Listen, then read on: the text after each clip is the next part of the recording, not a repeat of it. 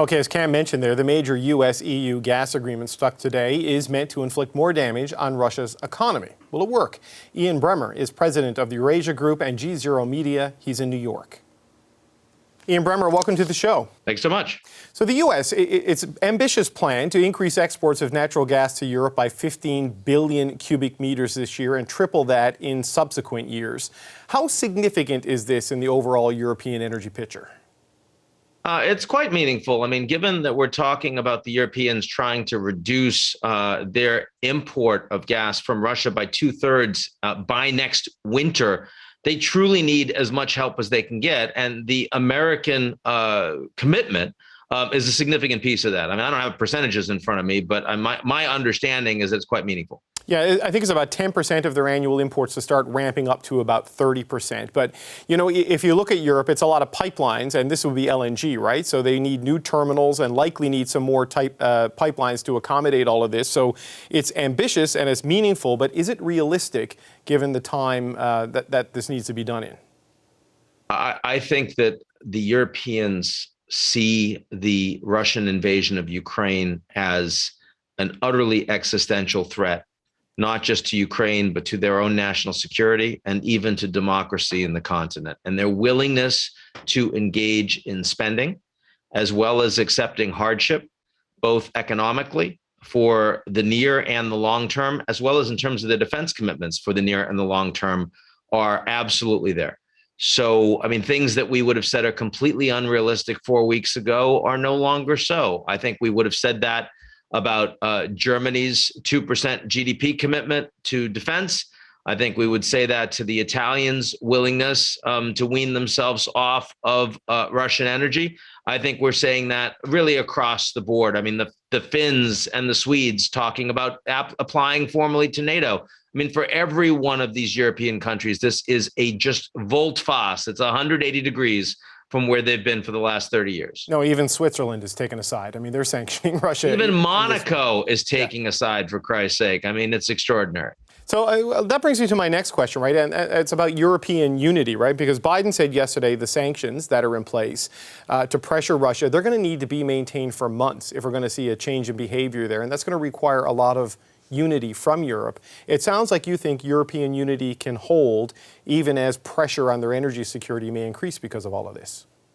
I do. Well, of course, the pressure is going down as we speak because it's getting warmer in Europe. And the amount, I mean, they are at very low reserve rates in terms of storage of gas right now. I mean, the lowest they've been in years.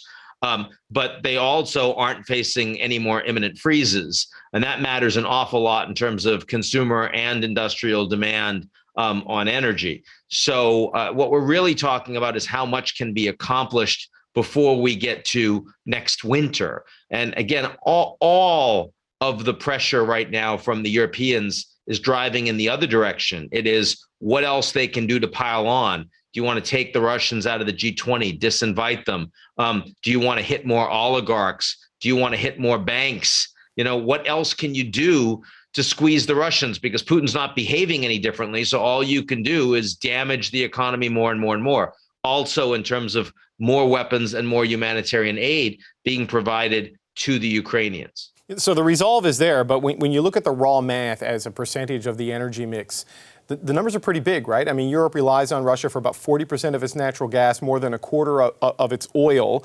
And the U.S. and Canada can't up exports to replace that supply. So looking for a new supply, it's going to be expensive, and it's going to create a lot of internal pressure.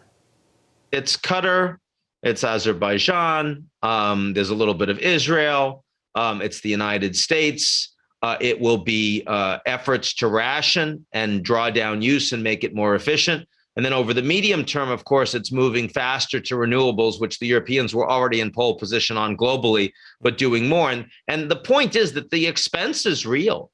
And the irritation this is going to cause for a lot of domestic political leaders is real, but it is considerably less than the new facts on the ground, which President Putin and his army are showing the Ukrainian people every day. And keep in mind, we're talking already almost 4 million Ukrainian refugees. They are all going to Europe. And these are people that are going to be living in European communities going forward. And everyone's going to be experiencing that, the stories, the real life, the fact and they speak the same languages, right? I mean, they're getting those stories in a way that is meaningful for them, in a way that was when you saw that little Syrian boy who washed up dead on the Mediterranean shore.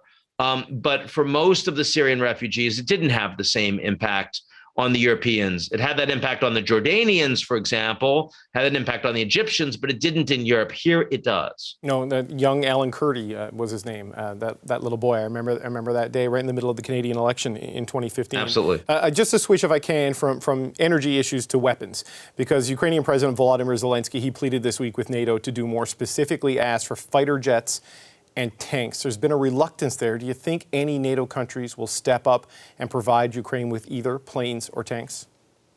I think it's possible on the tank front. I think it's unlikely on the plane front. A lot of the reasons why they haven't gotten planes is because the Russians are able to fly these sorties. They do have dominance in the air. And there's a belief, at least in the White House, that if you were to provide those planes, but you're not flying them, they need to be based in Ukraine, that they'd actually get demolished and wouldn't be able to fly. So I don't think that that's a question of there's just an unwillingness to provide more weaponry to Ukraine. What we've seen in terms of the most advanced drones, anti-tank systems, anti-air systems, the most advanced sniper rifles in the world, and the Ukrainians are getting an enormous amount of support from NATO. It's, of course, because the Ukrainian fighters ultimately are courageous and are defending their territory. But there's no question that NATO's support has made an enormous difference for the Ukrainians on the ground, and I expect that's going to continue to be the case. You know, Latvia's Deputy Prime Minister, Minister Pabriks, was on this show yesterday, and he was talking about this distinction that some of the NATO allies are drawing between sending Stingers to shoot at Russians versus sending jets to shoot at Russians, and essentially saying that he doesn't see the distinction there. I mean, is NATO splitting hairs on what it can and can't do for Ukraine? Well, as I just said, I believe that a lot of the reason why jets weren't being sent is because they didn't think they'd be effective. So, I mean, there's not much point in sending jets if they're going to get knocked down and blown up before they can actually run sorties. That would be pretty embarrassing for everybody.